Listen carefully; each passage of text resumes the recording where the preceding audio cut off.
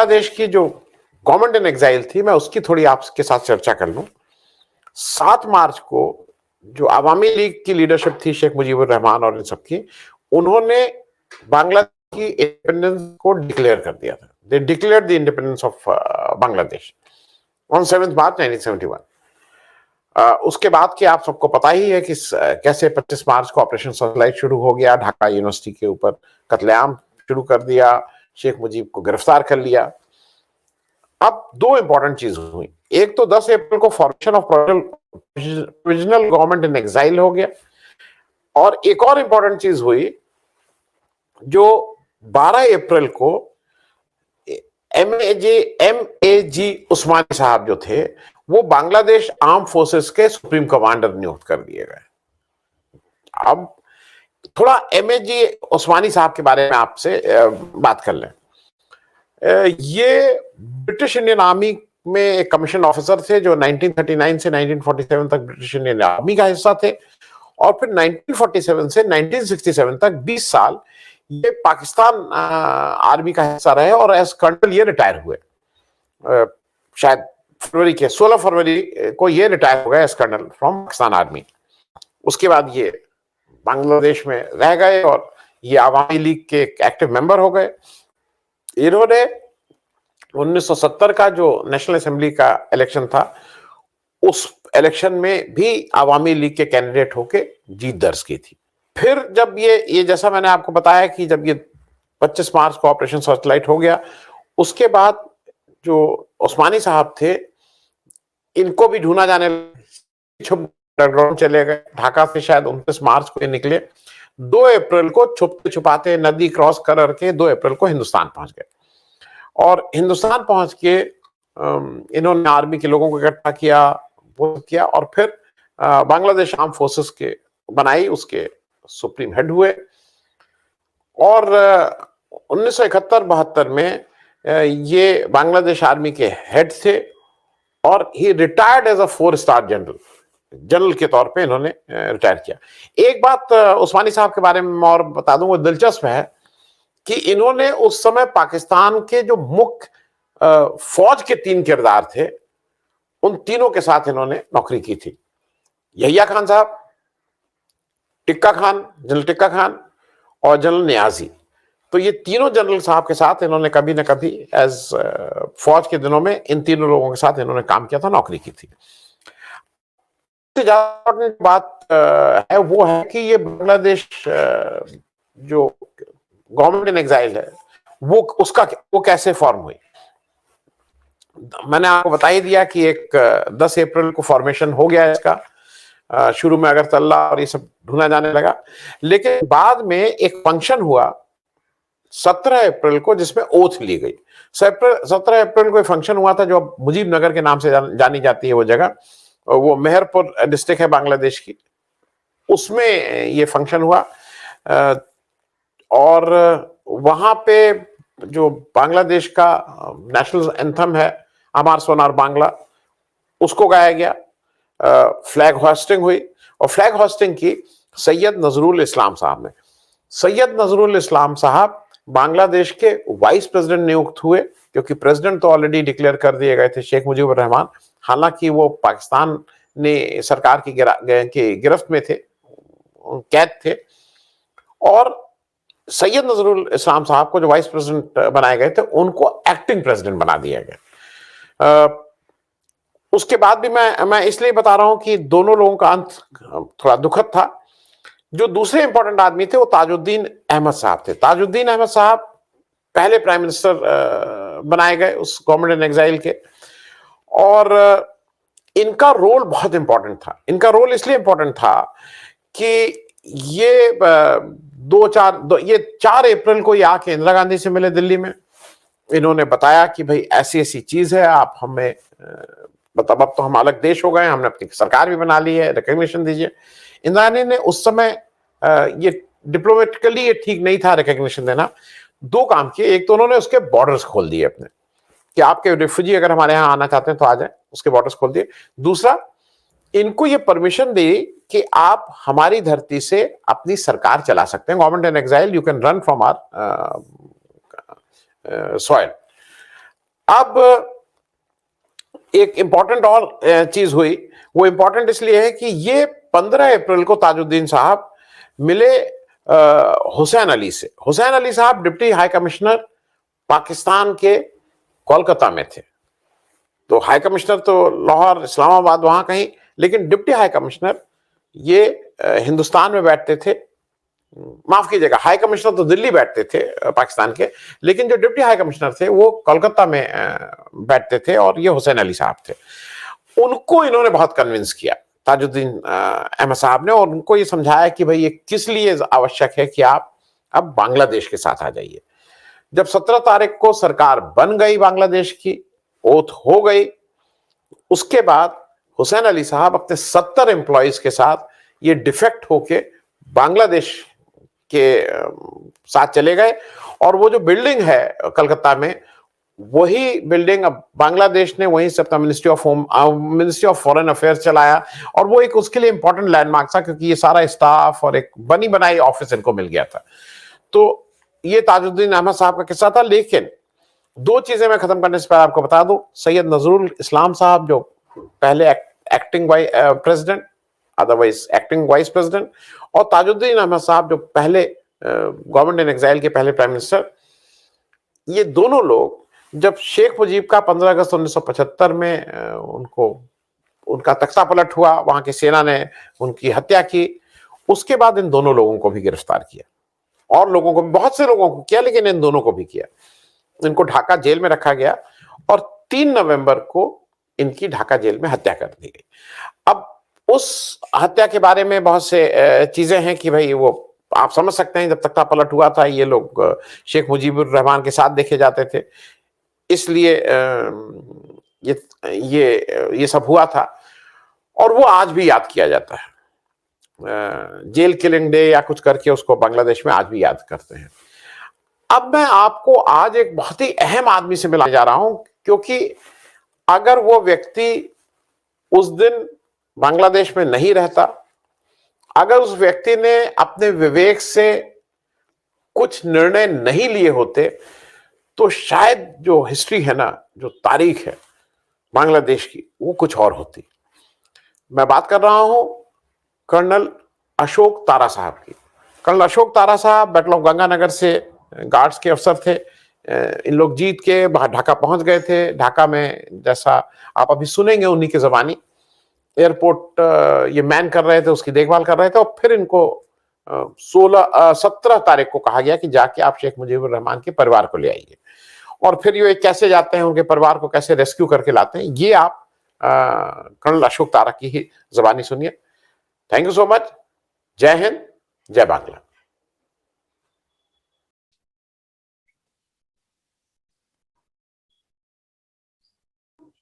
वो हटा दी।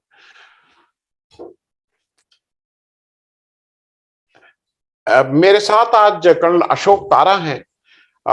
मैं इनका मुख्य परिचय तो पूरा देश जानता है इस समय, कि शेख मुजीबुर रहमान के परिवार को 17 दिसंबर को आप ही वो व्यक्ति हैं जिन्होंने, पाकिस्तानी के कब्जे में थे, पाकिस्तानी जो सेना थी वो उन लोगों को एक घर में मतलब बंद करके उनकी निगरानी कर रही थी, उससे छुड़ाने का काम किया था। मैं उस पर आऊं उससे पहले मैं थोड़ा सा अपने दर्शकों को भी एक ब्रीफ कर दूं। कर्नल अशोक तारा की माताजी शिक्षिका, पिताजी सेना से 1963 में कमीशन हुए, और बहुत से लोगों को ये लगता है कि ये पहली लड़ाई, ये 65 की लड़ाई में राजस्थान के बाड़मेर सेक्टर में भी युद्ध देख चुके थे। 14 गार्ड्स के आप एक जाबाज अफसर। और मैं आगे बढ़ूं, कर्नल साहब आपका स्वागत है। आप जैसे लोगों से जिन्होंने शायद देश का ही नहीं, दुनिया का इतिहास लिखने में आपका कहीं ना कहीं योगदान है, क्योंकि बांग्लादेश की हिस्ट्री वो फर्क रहती है अगर आज शेख हसीना या शेख मुजीब का परिवार वहां नहीं रहता। लेकिन मैं उस बात 17 दिसंबर में आने से पहले एक 11 दिसंबर को भी वाकया हुआ था, और वो वाकया जब आप लोगों ने गंगा सागर रेलवे स्टेशन अगरतला के सामने इसको कैप्चर किया था, आपके एक लेंस नायक साहब, एल्बर्ट टिक्का साहब, उसमें शहादत उनको मिली, बहुत से और शायद शहीद हुए होंगे। जिसमें परमवीर चक्र मिला उनको मरणोपरांत, उसमें आपको वीर चक्र मिला। थोड़ा ब्रीफली उस 11 दिसंबर की उस अगरतला की घटना के बारे में भी बता दीजिएगा एल्बर्ट इक्का साहब के साथ, फिर हम लोग आएंगे शेख मुजीब वाले पे। जहां तक भारत की और बांग्लादेश की आजादी का है, सबसे पहले तो मैं उन शहीदों को सल्यूट करता हूं जिन्होंने इसके अंदर अपनी जान गंवाई। लेकिन मैं जो ये बांग्लादेश की आजादी का है, ये मैं शुरू से ही इन्वॉल्व था कि मार्च के अंदर जब उनके रूसी जी आए, उनको मैंने कपड़ा दिया, मेडिसिन दिया और ट्रेनिंग भी दिया, जिससे कि वो वापस बांग्लादेश में या उस टाइम पर ईस्ट पाकिस्तान में जाएं और बांग्लादेश या फौजी जो वहां पर हैं उनको तंग करें, उनको बर्बाद करें। उसके बाद हम जो है मूव कर गए अगरतला के पास। अगरतला में जब नवंबर के अंदर काफी हरकत शुरू हो गई थी और लग रहा था कि लड़ाई कभी भी शुरू हो जाएगी, तो हमें हुक्म मिला था कि आप अगरतला के सामने एक गंगा सागर स्टेशन है, उसको कैप्चर करना है। उसको कैप्चर करने से हमारी जो बड़ी फॉर्मेशन थी उसको आसानी थी कि आगे लड़ाई लड़ सके। मैं इस लड़ाई के बारे में सबसे पहले ये बताना चाहता हूं कि लड़ाई एक अनकन्वेंशनल लड़ाई थी। ये आमतौर पर स्कूलों में, कॉलेजों में आर्मी के अंदर सिखलाई नहीं जाती। और साथ ही इस लड़ाई में जो जूनियर कमांडर थे, कंपनी कमांडरों ने लड़ाई में जिन्होंने हिस्सा लिया, उन्होंने बड़े कमांडरों को मजबूर किया कि वो अपनी जो उनकी ओरिजिनल प्लानिंग थी उसको चेंज करके इन कमांडरों की प्लानिंग जो थी, वो हमारी प्लानिंग क्या थी कि जो गंगा सागर रेलवे स्टेशन है, ये फोटो है गंगा सागर रेलवे स्टेशन की। ओ जी जी। तो इसमें क्या है कि रेलवे स्टेशन था, रेलवे स्टेशन के दोनों तरफ रेलवे लाइन थी और सिखलाई के बरखलाफ दो कंपनियां, एक कंपनी दाहिने तरफ उसके ईस्ट की तरफ जो मेरे नीचे थी अल्फा कंपनी, और एक बाईं तरफ वेस्ट की तरफ जो कैप्टन कोहली के नीचे थी। दोनों कंपनियां रेलवे लाइन के साथ एडवांस की। रात का समय था और धुंध थी। वो सबसे बड़ी चीज कि पाकिस्तानी उससे अटैक की उम्मीद नहीं कर रहे थे। और जब हम बिल्कुल बंकर के पास पहुंचे तो तब जाकर उनको पता लगा, तो उन्होंने एक हैवी फायर जो है वो शुरू कर दिया दोनों कंपनी के ऊपर। मेरे कंपनी के आगे जो मेरे साथ सुविधा होशियार सिंह थे वो जख्मी हो गए। मैंने पोजीशन लिया, मेरे पास मोर्टार कॉकटेल था जिसको पेट्रोल बम बोला जाता है, वो मैंने बंकर के ऊपर फेंक दिया और बंकर की छत के ऊपर आग लग गई। मेरे पास हैंड ग्रेनेड था, वो मैंने बंकर के अंदर डाल दिया जिससे बंकर जो है फट गया। लेकिन इससे पहले कि दुश्मन में बचा हुआ आदमी फायर करता तो वहां जो एमएमजी थी उसको मैंने कराल करके खींच के बाहर निकाल लिया और जो दो जवान वहां से जख्मी भाग रहे थे उसके ऊपर मैंने और जवानों ने फायर किया, उनको बर्बाद कर दिया। लेकिन सिर साथ ही ब्रेव कंपनी जिसके ऊपर भी हैवी फायर था, उस लीड कर रहे थे वो थे अल्बर्ट इक्का। अल्बर्ट इक्का ने जब एडवांस किया वो जख्मी हो गए, उनको गोली लगी, उनके जो उन्होंने भी एक पाकिस्तानी सिपाही को मारा, जख्मी हालत में आगे बढ़े और रास्ते में और भी उनको जख्म लगे, आरटी का था और बुलेट का भी। लेकिन उन्होंने हिम्मत नहीं छोड़ी और वो कराल करते हुए उस एमएमजी के पास पहुंचे उसके नीचे, जिसने हमारा पूरा अटैक रोक रखा था और हमारे ऊपर कैजुअल्टी कर रहे थे।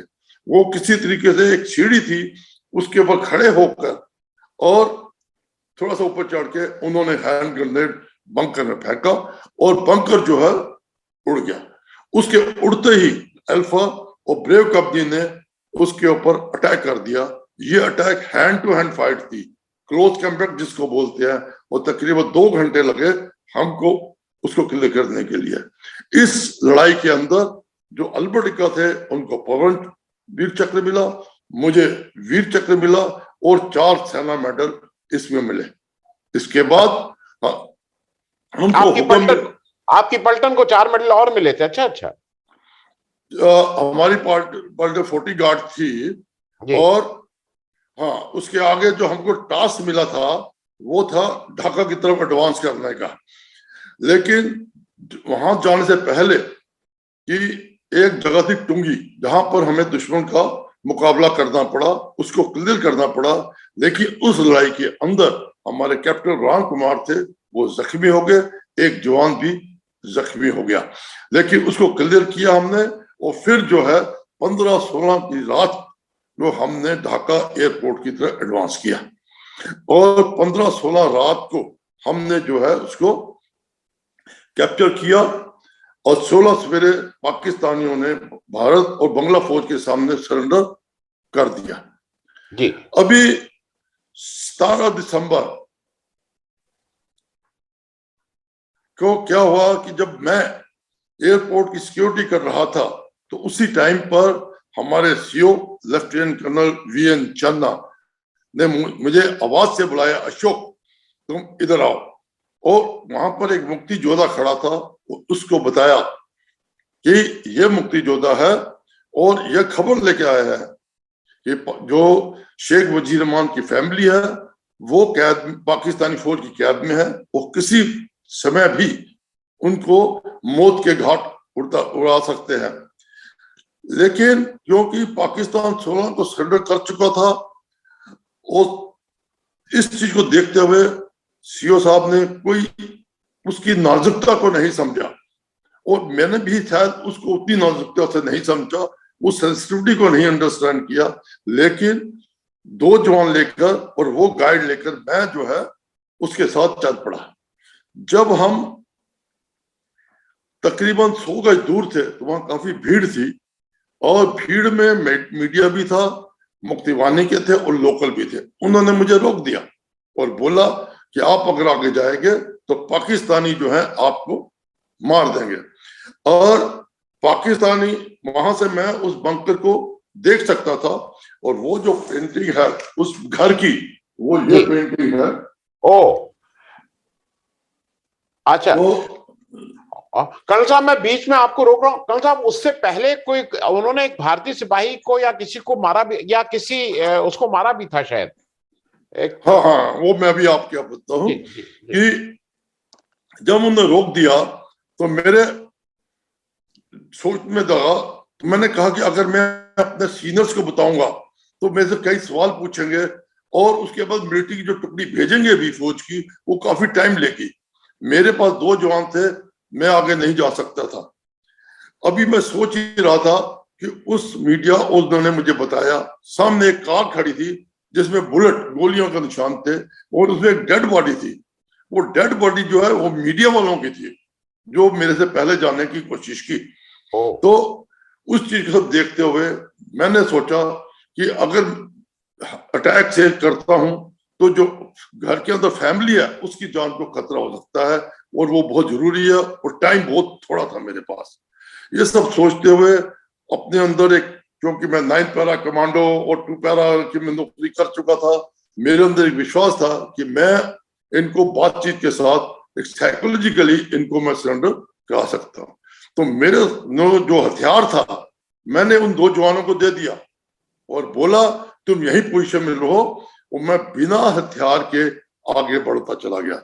जब मैं हथियार के आगे बढ़ा तो कार के पास पहुंचा, वो डेड बॉडी के पास पहुंचा, तो मैंने पूछा कोई है, कोई जवाब नहीं था। दोबारा पूछा कोई है, कोई जवाब नहीं था।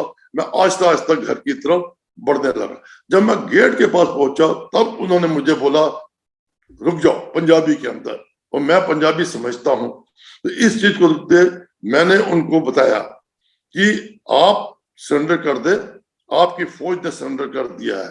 लेकिन वो इस चीज को मानने को तैयार नहीं थे। मैंने दोबारा बोला कि एक आर्मी अफसर यूनिफॉर्म के अंदर बिना हथियार के आपके सामने खड़ा है आपको बताने के लिए। लेकिन उन्होंने मुझे काफी गाली गलौज या अपशब्द इस्तेमाल किए और बोला कि हम पाकिस्तानी कभी सरेंडर नहीं करते। उस चीज को समझाने में टाइम लगा। फिर एक हेलीकॉप्टर भारत का जो है ऊपर से उड़ रहा था, मैंने इशारा किया देखो कभी आपने भारत का हेलीकॉप्टर ऐसा देखा है? फिर वो मानने को तैयार नहीं थे। वो कहते हैं हम नहीं इस चीज को मानते, ये किसका है क्या नहीं है। इसी दौरान उन्होंने एक गोली फायर की, मेरे पे नहीं, जो लोग पीछे छतों के ऊपर खड़े थे वो मुझे डराने के लिए, लेकिन मैं वहीं खड़ा रहा, उनको बताया कि आप अगर नहीं करेंगे भारतीय फौज या ये जो फौज है वो आ जाएगी, आपको बर्बाद कर देगी, आपकी डेड बॉडी का आपको मालूम नहीं क्या होगा और आपकी फैमिली जो है वो आगे नहीं मिल सकती। ये बातें चलती रही और काफी वो थोड़े नरम पड़ गए। और इसी तरह जब मैं गेट के पास पहुंचा तो जो सेंट्री उसकी राइफल का जो बैलेट है वो मेरी बॉडी को टच कर रहा था और साथ वो कांप रहा था कि शायद उन्हें कभी इतना फौजी भारतीय फौजी नजदीक से नहीं देखा। और मेरी नजर सामने कमांडर के साथ थी और मैं उससे बात कर रहा था और जो राइफल थी उसको थोड़ा सा मैं बॉडी से अलग कर रहा था। फिर उन्होंने बोला कि हम अपने बड़े कमांडरों से बात करेंगे और तब वहां हम आपको बताएंगे। इसी दौरान घर के अंदर से आवाज आई कि ये दुश्मन है, बहुत खतरनाक दुश्मन है और कोई भी गलत कार्रवाई कर सकते हैं। ये आवाज फैमिली की, जो शेख मुजीब फैमिली थी, वहां से आई। मैं भी इस चीज को समझता था। तो आखिर में मैंने ये बातचीत अपने 20-25 मिनट चली। उसके आखिर में बोला कि आर्मी अफसर, भारतीय फौज का आर्मी अफसर आपको प्रॉमिस करता है कि आप अगर सरेंडर कर देंगे तो मैं आपको आपके हेडक्वार्टर पहुंचा दूंगा, जहां से आप जो है अपने घर जा सकते हैं। इसके ऊपर वो कहने के बाद वो राजी हो गए और वो नीचे आ गए। उन दोनों को मैंने अपनी गाड़ी के अंदर जवानों के साथ हेडक्वार्टर भेज दिया। अभी मैं घर के अंदर गया, मैंने दरवाजा खोला तो जो मिसेस शेख मुजीब रहमान थी उन्होंने मुझे गले में लगा लिया और बोला कि आपको खुदा ने भेजा है हमारी जान बचाने के लिए। और उस घर के अंदर मिसेस शेख मुजीब रहमान, आज के प्रधानमंत्री शेख हसीना, उनकी बहन राना, हाँ, और उनका जो छोटा भाई रसल, वो उस घर के अंदर थे। और जब भी मैं ये कर रहा था बाकी जो है मीडिया और दूसरे लोग आ गए। मुझे उसी को एक मिस्टर खोखा है, उनके रिलेटिव हैं और उनके संबंधी भी हैं, तो उन्होंने मुझे बांग्लादेश का झंडा दिया और बोला कि इसको ऊपर लगा दो। मैं ऊपर गया, पाकिस्तान का झंडा मैंने नीचे फेंक दिया और बांग्लादेश का झंडा ऊपर दिया। और जब मैं उन्होंने बोला कि शायद आप पहले ऐसे इंसान हैं जिन्होंने उनके घर के ऊपर एक बांग्लादेश आजादी का झंडा लगाया है। और जो पाकिस्तान झंडा मैंने नीचे फेंका था उसके ऊपर मिसेस रहमान ने पांव रखा और बोला जय बांग्ला और आकर। इसी माफिक कुछ दिन के मुझे सिक्योरिटी इंचार्ज बनाया। मेरी पलटन 14 गार्ड को दिसंबर के आखिर में हुक्म मिला कि आप वापस मिजोरम जाओ, लेकिन मुझे रोक दिया गया क्योंकि शेख मुजीब रहमान मुझे मिलना चाहते थे कि जिन्होंने उनकी फैमिली की जान बचाई। 10 जनवरी 1972 में वो ढाका आए। 12 जनवरी 72 में उन्होंने मुझे अपने घर बुलाया और बड़े उससे किया और मुझे ग्रेटिट्यूड अपना जो भी वो थी उन्होंने उसको किया क्योंकि मैंने उनकी फैमिली को बचाया था। वो बहुत धन्यवादी थे। इसके बाद मैं 23 जनवरी को एक दो बार और मिला। 23 जनवरी को 72 में वापस घर चला गया। उसके बाद पॉलिटिकल रिजल्ट जो भी थे वो हुए। 2012 के ऊपर मुझे मैसेज मिला जो आज की प्राइम मिनिस्टर शेख हसीना है और सरकार से कि आप ढाका आएंगे और आपका सम्मान किया जाएगा।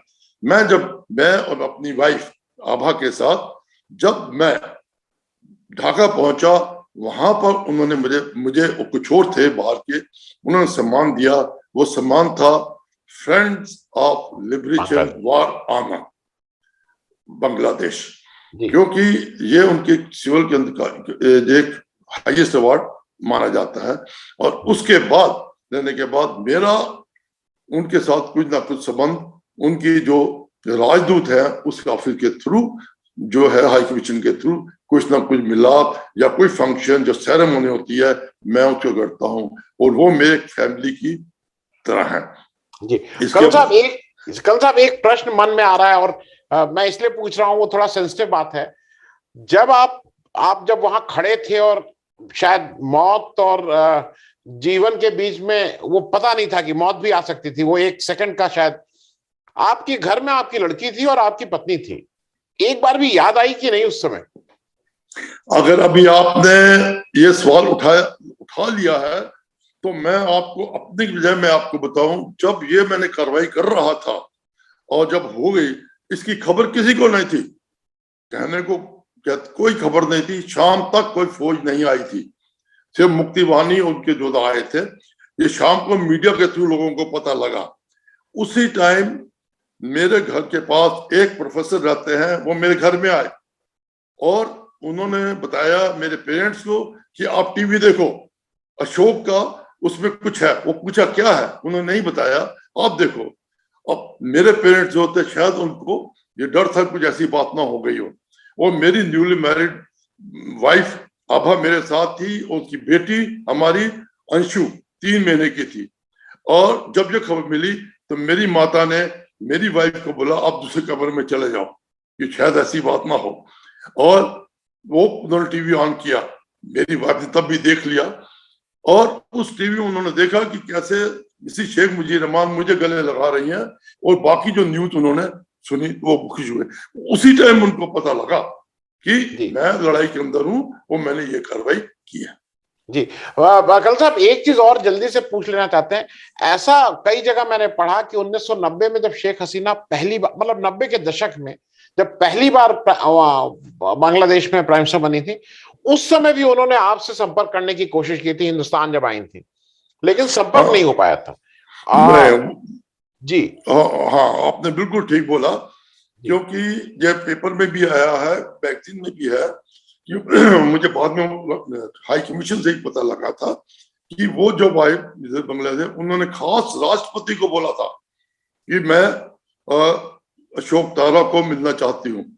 लेकिन क्योंकि शायद उनका जो दौरा था वो 2 दिन का था और मैं उसको दिल्ली में अपने घर में नहीं था, मैं बाहर था, और आर्मी हेडक्वार्टर ने कोशिश की, लेकिन मैं वहां पहुंच नहीं सकता था, इसलिए मैं उनसे मुलाकात नहीं हुई। जी कल साहब, बहुत बहुत धन्यवाद। और आप लोग से जब बात हो जाती है तो हम सब लोगों को लगता है कि देश जो महफूज है, और केवल आपके लिए तो केवल हिंदुस्तान नहीं, आपने तो बांग्लादेश को भी उनके शेख मुजीबुर रहमान दिया, उनका परिवार दिया, आज की प्राइम मिनिस्टर हैं, और शायद बांग्लादेश ने भी आपको वो सम्मान दिया है, वो इज्जत बख्शी है। बहुत बहुत धन्यवाद ज्वाइन करने के लिए कल साहब। Thank so much. आप कुछ हमारे दर्शकों से कहना चाहेंगे, क्योंकि ये जैसे हम लोग कहते हैं ना, 1947 की आजादी, ये आजादी भी हमें बहुत मुश्किल से मिली है। मैं उनको दो बातों में बताना चाहता हूं। पहली बात, जो देश है वो हर धर्म से आगे है, देश के आगे कोई धर्म नहीं है। और दूसरा, जो डर होता है वो एक जो डर है, जो fear of state of mind, वो अपने दिमाग में डर पैदा करते हैं तो डर आता है। अगर डर नहीं पैदा करेंगे, उसके ऊपर आप छा जाएंगे, तो डर आपको कभी नहीं करेगा।